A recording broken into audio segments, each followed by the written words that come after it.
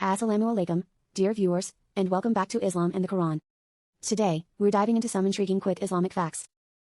Did you know that the world's oldest university still in operation today is Al-Qarawiyyin University in Fez, Morocco?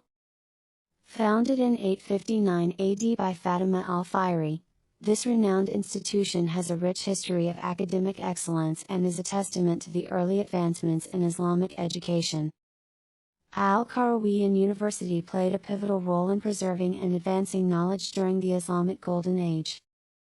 It's a symbol of the Islamic world's historical contributions to various fields, including science, philosophy, and the arts. Here's another fascinating fact: the concept of algebra originates from the Arabic word al-jabr, which was developed by the Persian mathematician Muhammad al-Khwarizmi.